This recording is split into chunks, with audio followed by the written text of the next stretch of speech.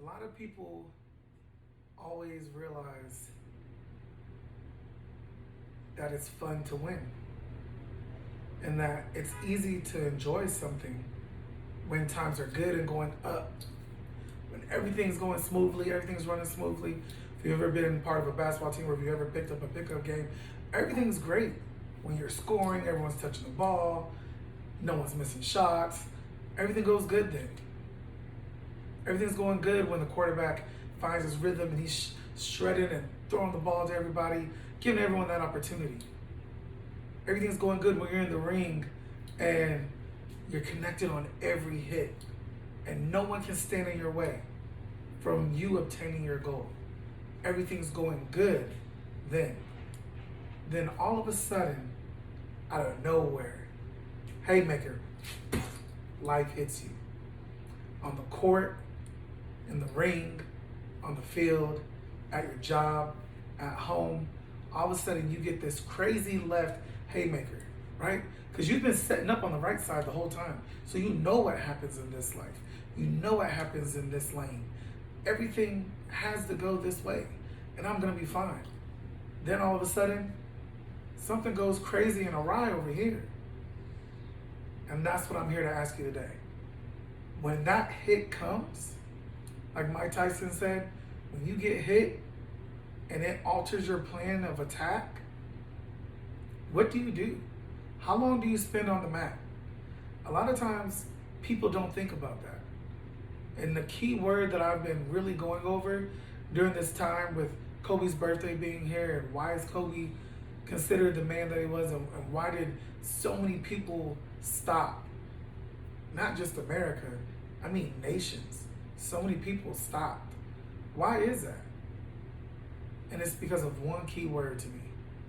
His career shows resilience. And what does resilient mean? I looked it up, and resilient literally meant your effort put when confusion or something gets in the way. In a time of difficulty. That's what happens. To be resilient, you have to be strong, you have to be durable, and you have to be flexible. When you look at even the definition for an object when it comes to resilient, they say how the object can handle pressure put against it. Even for an object, how it can handle pressure. So when you get hit on the mat, I want to know how resilient you are afterwards. And a lot of times, that's when the outside noise starts to come into play. That's when, if you look at it, people saying that you're not good enough. Why choose him? Why choose her? Why do they get this moment? They weren't going to amount to much either way, anyway. All of that comes into, can you be resilient? So when life puts you down on that mat and they're counting you out and everyone's coming against you at that point, what do? Are you strong? Meaning mental toughness, not just physical toughness, your mental toughness. Are you strong enough to say, you know what? I'm gonna get up.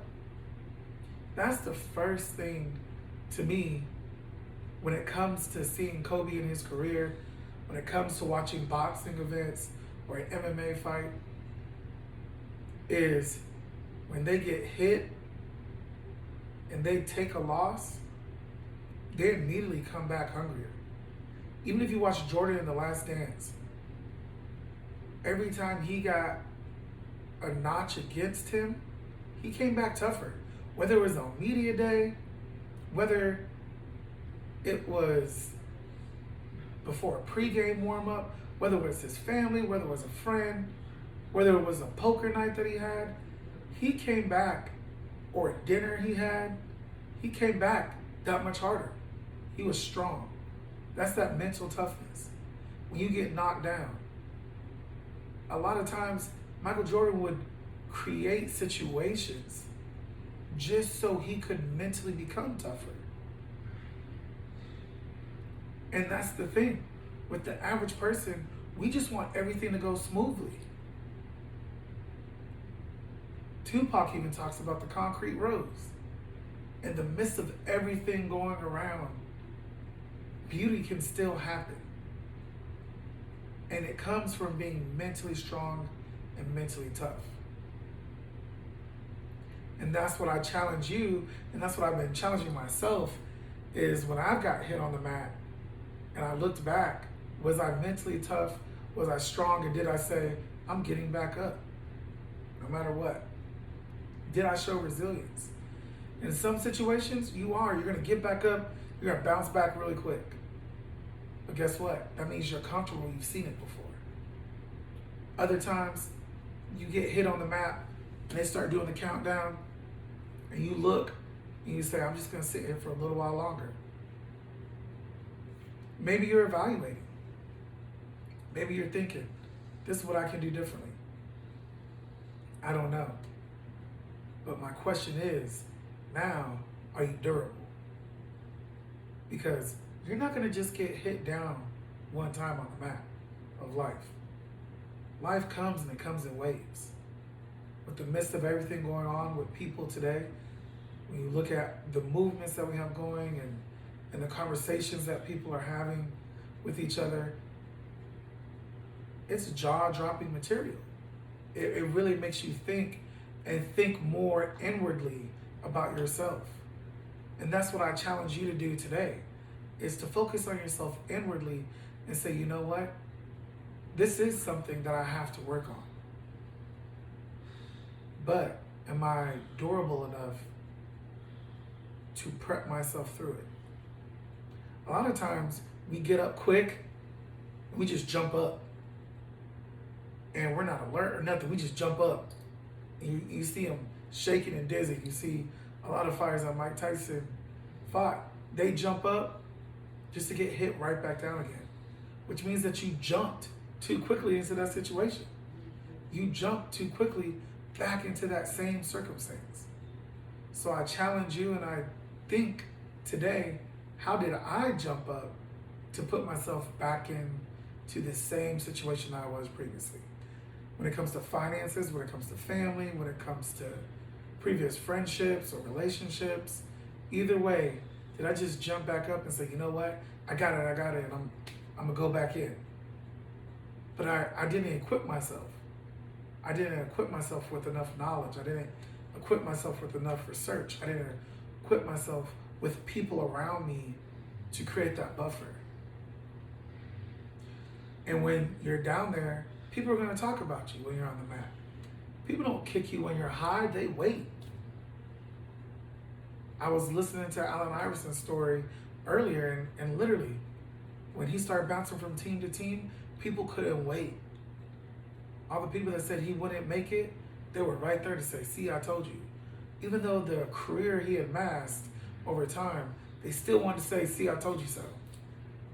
So you're going to have people there too that want to get that last jab in. And Napoleon Hill brought up a great point in his book, In the Law of Success. Who are they to pass or cast judgment on you as an individual? Who are they? Why are you putting power in their words? That's what a lot of people talk about. We do as a young generation. We give words power. But I challenge you to take the power out of it. How do you do that? By becoming mentally tougher, by becoming stronger, by letting the people around you be a tight-knit circle. But don't let them be yes men or yes women. Let them be people who can say, hey, you know what? You're messing up. You need to get back in line. You're over here, come back over here. Let me help you out. That's why you need the mentors. That's why you need books. You need those things, so that way you can have those conversations with those people. You need to have people in all different age groups around you, because then you're able to learn more and grow more. Now the flexibility part. Because when that left comes again, are you able to dodge it and evade it, move out the way, whatever it takes? Are you able to do that? Because it's going to come again. That same scenario is going to come back again. And sometimes you have to dodge and evade it. one thing I will say, uh, sometimes you have to face it straight up. I think of a lot of quarterbacks, Tom Brady, Peyton Manning. I was a Vic fan, and I look, and a lot of times you have to be willing to sacrifice for the greater good, for the bigger moment. You have to sacrifice. What do I mean by that? Have you ever seen a quarterback sit in the pocket, see the hit coming to them, knowing they're getting ready to lay flat on the back? Getting laid out. Aaron Rodgers, perfect example. He's getting to get laid out, and he sits, waits still, sees it coming, and a release. You're like, woo, that was a nasty hit. And then all of a sudden you look on the other end, a completion for a first down, or a touchdown even. That's what you see. But what people don't remember is the sacrifice made. And that's what I challenge you today. Can you make that sacrifice? Are you willing to pay attention to the sacrifice being made? And I think a lot of times we don't realize for us to achieve what we want to achieve, you're going to have to get hit on the mat sometimes. You're going to have to make that sacrifice. But can you get back up, be strong, be durable, and be flexible? I appreciate your time during this Tuesday talk. I hope you listen to those things and you're strong, durable, and flexible throughout your week. Definitely let me know what you think about the new look. As I go forward, I really am proud of the support team that I have. Definitely a blessing in disguise to have such a great support team. So make sure, remember, you have a tribe and a village around you to where they help you and they support you, and no matter what you do. And that will help you when you're on that mat, because they're going to be the ones picking you up and getting you back into the fight. I'll see you next time on Tuesday Talk. Definitely make sure you follow on Instagram, True Visionary XIV, Snapchat, LRay84. See you next time.